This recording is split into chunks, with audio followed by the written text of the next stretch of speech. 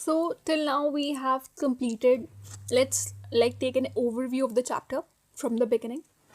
Till now we have completed research methodology, which was the broadest idea that we have already covered. Okay, research methodology was like the overall plan and logic of how a sociologist studies society scientifically. Okay, क्या पढ़ना है, कैसे methods को use करना है, उसमें हमने research methodology में पढ़ लिया. ठीक है, रिसर्च का मतलब हमने समझ लिया. ठीक है, रिसर्च के मेथड्स को हमने पढ़ लिया. रिसर्च के मेथड्स को हमने पढ़ना है.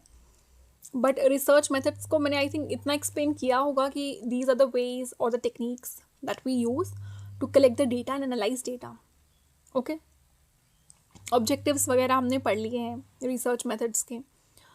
ठीक है, हाइपोथेसिस को पढ़ लिया है, वेरिएबल्स को पढ़ लिया है, reliability and validity is also covered. Now we will study the broad approaches to the social research. ठीक है, जितने भी पहले ब्रॉड अप्रोचेस आते हैं हम उनको कवर करेंगे सोशल रिसर्च को पढ़ने में. ठीक है, उससे पहले मैं एक चीज़ आपको बता दूं, अगर आपने नहीं पढ़ा है तो आप ये कॉन्टेक्स्ट समझ लीजिए. रिसर्च मेथड्स क्या होता है? These are the specific ways, कुछ स्पेसिफिक तरीके, कुछ स्पेसिफिक मेथड्स, कुछ स्पेसिफिक टेक्निक्स का इस्तेमाल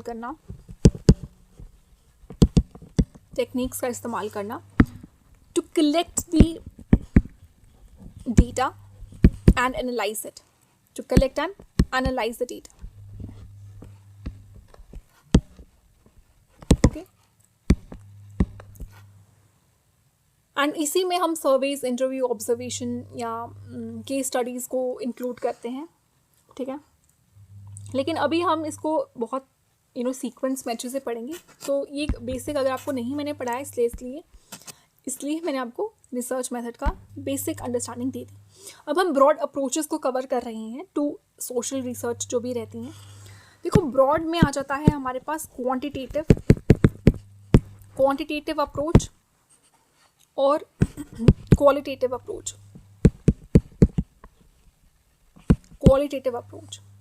ठीक है, क्वांटिटेटिव अप्रोच में हम इस तरीके से पढ़ते हैं ताकि साइमल्टेनियसली कवर हो जाए और एक डिफरेंशिएशन पता चले कि क्वांटिटेटिव और क्वालिटेटिव में क्या डिफरेंशिएशन भी रहता है.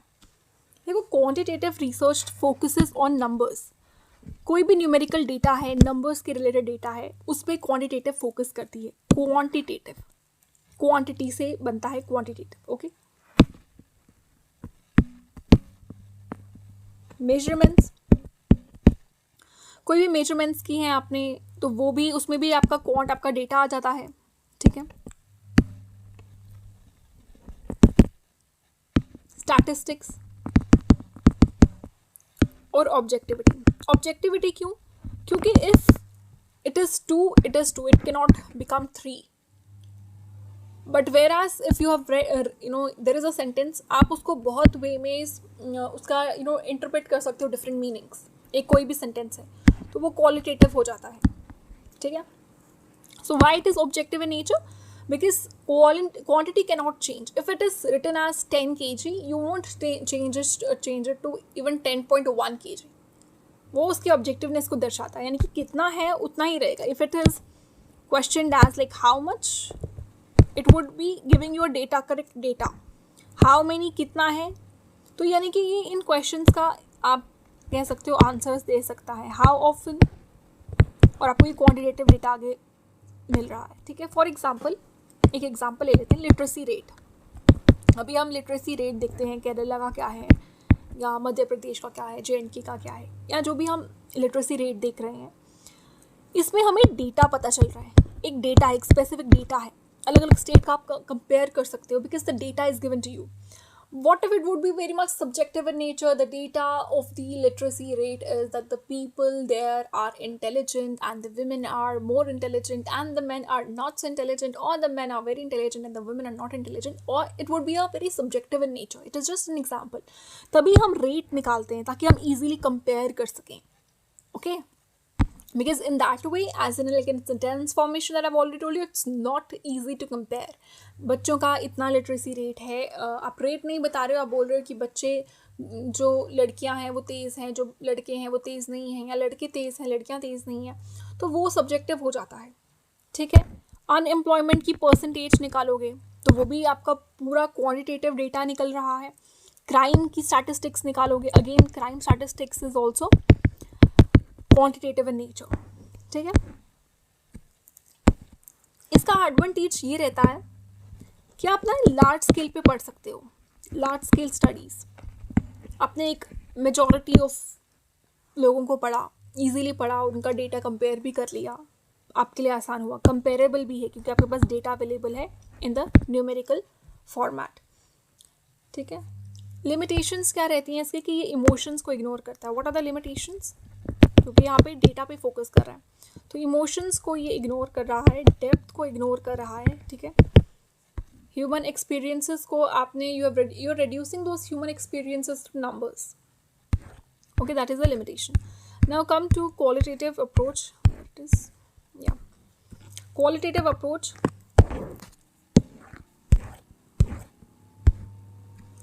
See, qualitative research focuses on meanings, not on data, not on numerical numbers or statistics. उस पर focus नहीं करता है. It focuses on meanings, experiences, subjectivity and the depth. यानी कि ये उन क्वेश्चंस को आंसर करता है. जैसे आप पूछो why this thing happen, why, how, इन क्वेश्चंस को क्वालिटेटिव डेटा इजीली आंसर कर सकता है. अब आप यहाँ पूछोगे how much crime has been happened in Maharashtra, you have to give a fixed number. But how is the crime affecting the people there? That is a qualitative research because it would be a very subjective answer, which would be associated with the meanings and experiences of the people there. So if we take an example of these questions, let's take an example, why women drop out of school. So why? It won't be like 20% because that is not being asked. It is why women drop out of school. You have to give like all the factors and the causes. Okay? या फिर how discrimination is experienced. Again, it is going to be fully associated with the experiences of the people, what they have felt over the years of the time, how they have interpreted all these things. वो उनके experiences पे ही based होगा और आप उसको उसी तरीके से एक subjective way में ही explain करोगे. इसका advantage क्या रहता है कि आप ना बहुत ज़्यादा deeply understand करवा देती हो चीज़ों को. ठीक है, हर एक चीज़ की depth में understanding है और ह्यूमन पर्सपेक्टिव को देख रहे हो आप. ठीक है, you are not reducing human feelings and emotion to numbers. Then it is context based. Limitations इसकी ये रहती हैं कि आप इतने लोगों के पास नहीं जाओगे डेटा पूछने, उनकी फीलिंग्स, उनके एक्सप्रेशंस को पूछने. You would go for a small group and ask them a small sample. Okay? It cannot be done on a larger number of people. Less generalization. आप इसमें generalize नहीं करते. Till you won't go to each and every person and ask them their experiences. You cannot generalize it wholly solely. And it is very, very time consuming. You cannot go to every individual and ask them how is your experience or what is your take on caste discrimination, okay, how you have felt. So that is very time consuming. Okay, these are the two broad approaches. Remember. ठीक है. Then there is this concept which is triangulation. Again, very important. Triangulation.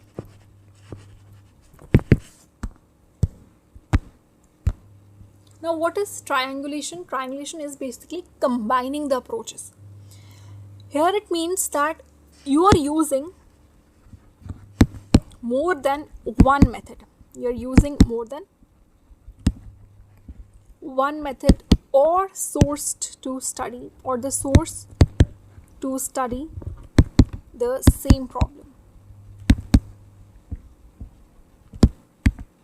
ठीक है. Triangulation means आप एक से ज़्यादा method को use कर रहे हो पढ़ने के लिए. एक ही प्रॉब्लम को आपने पढ़ना है, समझना है, लेकिन आप अलग अलग सोर्सेज का इस्तेमाल कर रहे हो. अलग अलग मेथड्स का इस्तेमाल कर रहे हैं। क्यों आप ऐसा कर रहे हो? ताकि आप एक्यूरेसी को जान पाओ कि ऐसा सही है भी कि नहीं, इसलिए आप अलग अलग मेथड्स का इस्तेमाल कर रहे हो। बायसनेस को कम करना चाहते हो, you want to reduce the biasness and increase the accuracy. So this is the purpose, that is why triangulation has been used. Okay, see जब आप जैसे एक ट्रायंगुलेशन में क्या होता है, आप पावर्टी को स्टडी कर रहे हो and you are studying poverty using a survey data. Survey का डेटा आपके पास पड़ा है, आप पावर्टी को पढ़ रहे हो, लेकिन आप साथ साथ में लाइफ स्टोरीज को भी पढ़ रहे हो। तो 2-3 मेथड्स को यूज कर रहे हो ना यहाँ पे, using more than one method. Survey भी कर रहे हो, उनकी लाइफ स्टोरीज को भी समझ रहे हो, क्वांटिटेटिव भी आपने यूज किया, क्वालिटेटिव भी यूज किया। So this is triangulation. Okay,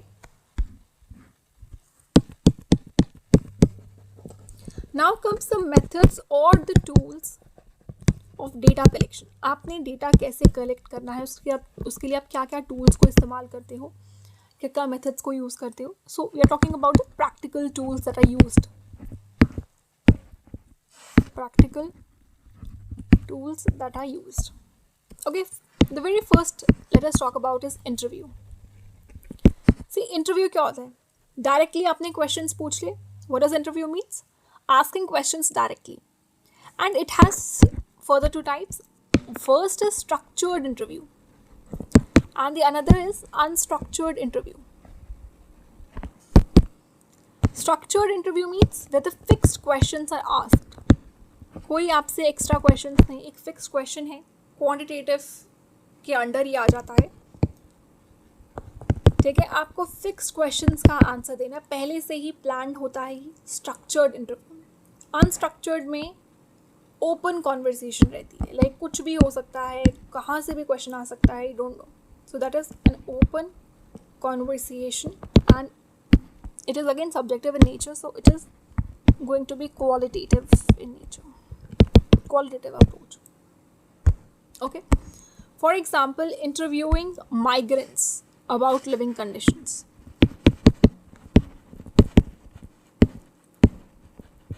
Interviewing migrants about living conditions. आपने माइग्रेंट्स को उनकी लिविंग कंडीशंस के बारे में इंटरव्यू किया and this could be fixed और unfixed. Like unfixed is like unstructured, that depends on the panel कि वो किस तरीके से पूछ रहे हैं। Second comes questionnaire. Questionnaire is basically a written list. यहाँ पे एक रिटन लिस्ट होती है of questions. Okay, and again it could be close ended questions और open ended questions. Close ended questions और ओपन एंडेड में क्या फ़र्क है? क्लोज एंडेड होते हैं कि सिंपल येस नो ख़त्म बात, एमसीक्यू फॉर्मेट, हाँ ना का जवाब दो, बात ख़त्म। लेकिन जब आप ओपन एंडेड की बात करते हो, you are talking about the descriptive answers. ठीक है, उनकी डिटेल में इन डेप्थ पूछ लिया, ऐसा क्यों है, ये क्यों है। ठीक है, यहाँ पे एक लिस्ट ऑफ क्वेश्चंस को हम क्वेश्चनेयर कहते हैं। यहाँ अलग अलग क्वेश्चन 1, क्वेश्चन 2, क्वेश्चन 3। यहाँ एग्जाम्पल ले लेते हैं हम student feedback forms. Student feedback forms again could be close ended और open ended. I am not talking about the type, I am simply talking about the questionnaire. यहाँ पे student feedback forms हो तो कुछ भी सकता है ना। कई बार आपको ऐसा दिखेगा, do you like the school, yes, do you like the school playground, yes, ये एक स्टूडेंट का फीडबैक फॉर्म हो गया। और कभी कभी यही सिंपल तरीके, या तो रेट करने को बोलते हैं, rate on the scale of 1 to 5। जब आप रेट करें वो भी आपका एक तरीके से क्लोज एंडेड है, उसमें आपकी एक्स्ट्रा भावना या एक्स्ट्रा फीलिंग्स को नहीं पूछ रहे हैं, डिस्क्रिप्टिव इन नेचर नहीं है। लेकिन कई बार ऐसा होता है, what ever drawbacks you find in the school, write them in the comment box. Okay, इस तरीके का भी हो सकता है। टीचर्स के बारे में if you have to tell, वो भी एक डिस्क्रिप्टिव आंसर की तरीके से पूछ सकते हैं। तो वो डिस्क्रिप्टिव फीडबैक फॉर्म हो गया। तो the types could be different, but the example here is like regarding this questionnaire, and the format could be different. It is as simple as that. Now the third is survey, because this is quite थोड़ा सा ये लंबा video ना चले जाए और थोड़ा ये ज़्यादा है पढ़ने के लिए, इसलिए मैं थोड़ा सा फास्ट कवर करा रही हूँ। देखो, सर्वे क्या होता है? It is a large scale data collection. Large scale data collection often using questionnaires, आप क्वेश्चनेयर्स का इस्तेमाल अक्सर करते हो, ठीक है, लेकिन ये लार्ज स्केल डेटा कलेक्शन की बात कर रहे हैं, ठीक है। हमें भी पता है सेंसस हर 10 साल में आपका एक सेंसस होता है, ठीक है, सेंसस सर्विस कहते हैं इसे। तो लार्ज स्केल डेटा कलेक्ट कर रहे हो, इतना डेटा, अपने पॉपुलेशन का डेटा निकालना है, लेकिन आपने क्वेश्चनर का इस्तेमाल किया, डेटा निकाल लिया, ठीक है। Then comes focused group discussion, focus group discussion, you can simply write it as FGD. So it is a group discussion, it is a group discussion guided by a moderator, guided by a moderator. Group discussion है, जैसे लगा लो women जो हैं health issues discuss कर रहे हैं एक village में, ठीक है, तो ये क्या हो गया, women are discussing the health issues, so there is a discussion going on, okay. Then comes sampling.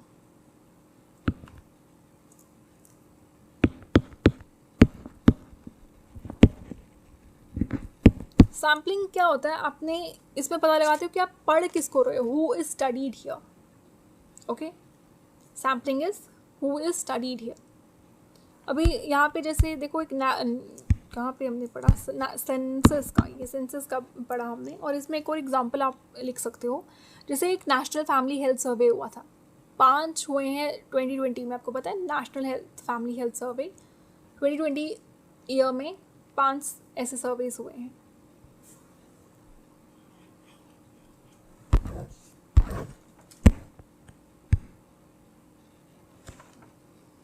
Okay. Sampling, sampling में आप पढ़ते किसको हो, सैम्पलिंग का मतलब होता है selecting a part of population. आपने पॉपुलेशन का किसी एक हिस्से को पकड़ा, उसको आपने कहा कि मैं इसे पढ़ूंगा, उसको पढ़ने, आप उसको एक देखो एक छोटे से पार्ट को पढ़ रहे हो ऑफ पॉपुलेशन, लेकिन आप रिप्रेजेंट पूरी पॉपुलेशन को अब कर रहे हो, टू रिप्रेजेंट द होल। ये पॉपुलेशन है, उसमें से आपने इस ग्रुप को पढ़ा, बट आपने जनरलाइज पूरी पॉपुलेशन के लिए वो स्टडी कर ली। समझ आई आपको? इसमें एक आ जाता है probability sampling. What is probability sampling? That equal chance, probable, ठीक है, इक्वल चांस, ये प्रोबेबल से ही समझ आते हैं इक्वल चांसेस का मतलब। और इसमें सिंपल रैंडम सैम्पलिंग आ जाता है, simple random, systematic, stratified, cluster. Basically आप हाउस होल्ड्स को जैसे सेलेक्ट कर रहे हो रैंडम नंबर्स को यूज करके, ठीक है। अब मैं आपको ये थोड़ा सा समझा देती हूँ क्योंकि ये इम्पॉर्टेंट भी है। देखो सिंपल रैंडम सैम्पलिंग में क्या होता है, it is not systematic in nature, random नाम में ही लिखा हुआ है, तो ये सिस्टमैटिक नहीं होती है। ये टेस्ट करती है एन ऑल्टरनेटिव पर्सन, एक रैंडम मैनर में।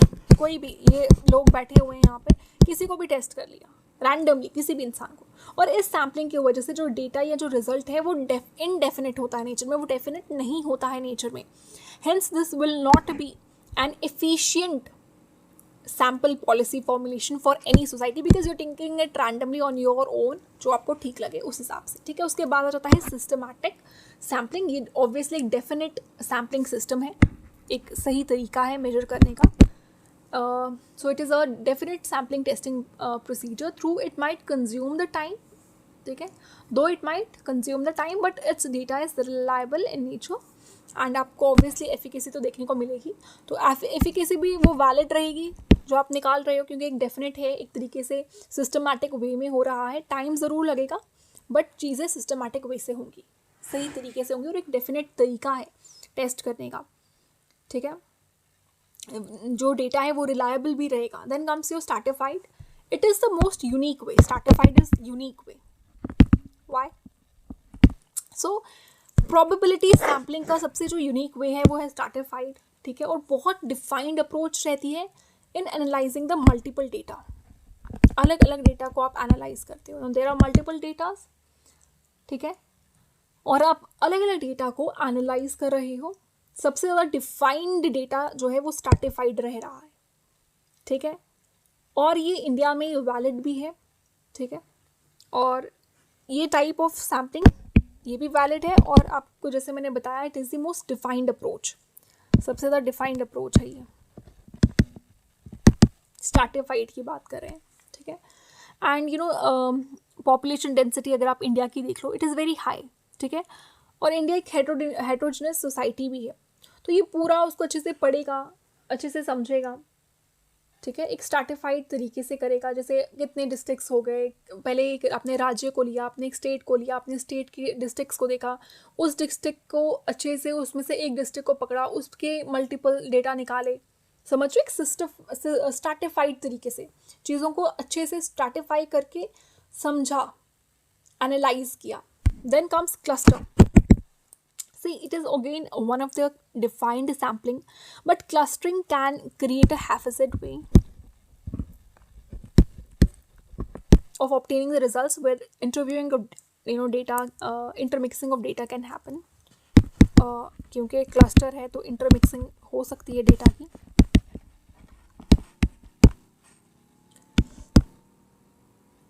Intermixing of data can happen, hence no unique result will be obtained, कोई ऐसा unique result तो obtain नहीं होगा, and there will be errors in the result, क्योंकि intermix कर रहे हो आप डेटा को haphazard तरीके से अरेंज कर रहे हो। आपने सपोज कर लो JNK का डेटा लिया और लेह का डेटा लिया, दोनों को इंटरमिक्स कर लिया, अब चीज़ें समझ में नहीं आ रही हैं, so this is clustered sampling. India adopted the stratified sampling model in curtailing the COVID cases, जो कोविड के केसेस थे उसमें हमने इंडिया ने स्ट्रैटिफाइड सैम्पलिंग का मॉडल यूज़ किया था। Okay, then comes your non probability sampling.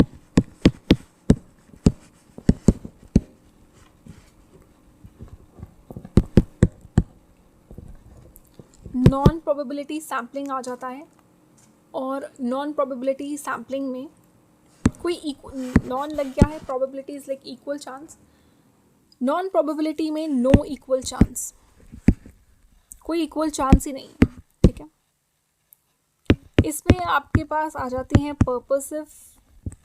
Non probability sampling में क्या होता है कि रैंडम जो है, रैंडमनेस या प्रोबेबिलिटी पॉसिबल नहीं है सैम्पलिंग में, ठीक है, क्योंकि डेटा अवेलेबल नहीं है, कुछ लिमिटेशंस हैं। अभी आ जाओ पर्पसिव और स्नोबॉल, इसमें क्या क्या इसके टाइप्स हैं, और कन्वीनियंस, ठीक है। देखो कन्वीनियंस का नाम, कन्वीनियंस भी कह सकते हो या एक्सीडेंटल भी कह सकते हो, नाम से आपको समझ आ रही होगी कि इस टाइप ऑफ सैम्पलिंग में क्या होता है। अगर हमें किसी भी फॉर एग्जांपल इंडस्ट्रियल क्लासेस के फीचर्स को समझना है, ठीक है, कोई इंडस्ट्रियल क्लासेस के आपने फीचर्स को समझना है, तो रिसर्चर क्या करेगा, वो इंडस्ट्रीज़ में जाएगा जो कि पास होंगी उसके, ठीक है, उसके लिए कन्वीनियंस के हिसाब से उसके पास होंगी, और कुछ एम्प्लॉयज़ को जिसको वो जानता है उसको उसने सिलेक्ट कर लिया कि मैं इनसे ही रिकॉर्ड हासिल करूँगा, ये क्योंकि ईजी टू कॉन्टैक्ट है। तो मतलब उसने अपने कन्वीनियंस के हिसाब से चीज़ों को देखा। पहले तो इंडस्ट्रियल क्लासेस को उसने टॉपिक चूज़ किया कि मैं इस पर भाई रिसर्च करूँगा, इस पर स्टडी करूँगा। फिर उसने कहा इतना दूर कौन जाएगा, डेटा गलत निकले सही निकले उससे उसको कोई कंसर्न नहीं है। उसने पास वाली इंडस्ट्री में चला गया, वहाँ पे 2-4 उसने एम्प्लॉयज़ को देखा, वो भी जो उसके नोन थे या जिनसे इजीली कांटेक्ट किया जा सकता था, तो अपने कन्वीनियंस के हिसाब से, ठीक है।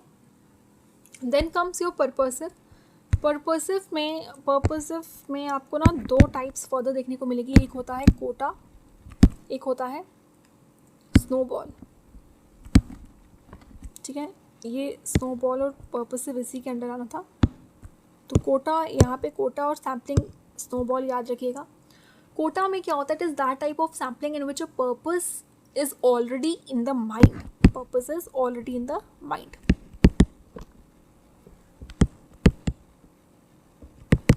यहाँ एक मैंने कोटा मेंशन नहीं किया था, स्नोबॉल किया था। तो कोटा और जो स्नोबॉल है that comes under the purposive, ठीक है। So it is that type of sampling, quota की बात कर रही हूँ मैं, in which the purpose is already in the mind of the researcher and his way of research is very clear, for example, mail population between 40 to 50 years can be a target of socio economic survey. ठीक है, and यहाँ पे उसके mind में पहले से clear है क्या उसका पर्पस है, उसकी अप्रोच क्लैरिटी बहुत है. तो quota is that clarity mind में, और किस तरीके से अप्रोच करनी है. स्नोबॉल में क्या हो जाता है, in a survey of drug addicts, one drug addict may lead to the information of another. आपने एक सर्वे किया, उसमें एक इंसान है ड्रग एडिक्ट और आपने इसको पकड़ा, तो इससे आपको दूसरे इंसान का या दूसरे ड्रग एडिक्ट का पता चल जाएगा. तो आपने सोशल नेटवर्क्स को इस तरीके से फाइंड आउट किया, स्टडी किया. तो it is best suitable for studying social network पर स्नोबॉल. ओके, जैसे भी रॉ हो गया, एक को आपने पकड़ा, एक ने क्राइम किया, आपको उसके थ्रू दूसरे का पता चल जाएगा. ऐसा हम मूवीज़ वगैरह में भी देखते हैं. ठीक है, this is quite a long chapter, and I want to complete this in this lecture only, in this video only. Though I'm very thirsty, but I'll try to complete the chapter first. Qualitative research methods का मतलब क्या होता है, जैसे आप बहुत ही in depth में जिस स्टडी को करते हो क्वालिटेटिव स्टडी को. ठीक है, qualitative research method it's like in depth study. इसमें आ जाता है participant observation. Participant observation, participate करना, यानी कि एक रिसर्चर है वो एक ग्रुप के साथ रह रहा है और उनको उस ग्रुप के साथ रह रहा है, उसमें पार्टिसिपेट कर रहा है. दिस इज अ रिसर्चर और यहाँ ये ग्रुप है, इसमें पार्टिसिपेट कर रहा है without letting them know, and he observes them from being the participant of the research. Okay, एक एंथ्रोपोलॉजिस्ट है वो ट्राइबल विलेज में रह रहा है फॉर एग्जाम्पल, तो वो भी क्या हो गया, पार्टिसिपेंट ऑब्जर्वेशन, पार्टिसिपेट कर रहा है. यानी कि आपका एडवांटेज ये रहता है इसमें कि आप नेचुरल बिहेवियर को एक डीप इंसाइट यहाँ पर ले पाते हो, उनको देख पाते हो बिना उन्हें बताए, और आप एक एक्चुअल रियलिटी को देख सकते हो. Then comes ethnography. What is ethnography? It is a detailed description of ethno. Ethno is like the culture and the way of life. कैसे वो रह रहे हैं, उनका आपने डिटेल्ड डिस्क्रिप्शन देखना. स्टडी कर रहे हो, जैसे स्टडी कर रहे हो आप संथल ट्राइब को. ठीक है, तो संथल ट्राइब को अगर आप स्टडी कर रहे हो तो आप उसको डिटेल में पढ़ रहे हो, उनकी कल्चर ऑफ लाइफ को समझने की कोशिश कर रहे हो. That is an example of ethnography. Then comes your case study method. Sorry, not case study method, इसका एक और पॉइंट है फील्ड स्टडी. किसकी बात कर रही हूँ, I am talking about the qualitative research method. इसमें इसके अंडर क्या आता है वो बता रही हूँ. फील्ड स्टडी क्या हो गया, आपने एक नेचुरल सेटिंग्स है, ठीक है, वहाँ रिसर्च कंडक्ट कराई. ठीक है, research is conducted in natural settings, not labs. Field में स्टडी कर रहे हो, not labs. So study in natural settings. Okay, जैसे आप एग्जाम्पल ले लीजिए, आप स्लम्स में विजिट कर रहे हैं, तो you are studying slums by visiting them. Okay, then comes जो हमारा बहुत ही इम्पॉर्टेंट रहता है मेथड, लास्ट मेथड है ये case study method. Case study method. See, case study method means intensive study of one unit. किसी भी यूनिट का, किसी भी इंसान का, किसी भी one unit could be one person. One unit here doesn't mean कोई एक चैप्टर को पढ़ रहे. No, intensive study किस चीज़ की, किसी one unit के. And this one unit could be person हो सकता है, ये एक फैमिली हो सकती है, वन पर्सन, वन फैमिली, या वन विलेज हो सकता है, या कोई वन इंस्टीट्यूशन हो सकता है. तो आप की स्टडी कर रहे हो, एक इंटेंसिव स्टडी कर रहे हो उस यूनिट की. एग्जाम्पल ले लो, आप एक सिंगल फार्मर सुसाइड की स्टडी कर रहे हो. You are studying a single farmer suicide. एक सिंगल फार्मर ने क्यों सुसाइड किया, आप उस पर केस स्टडी कर रहे हो. ठीक है ना.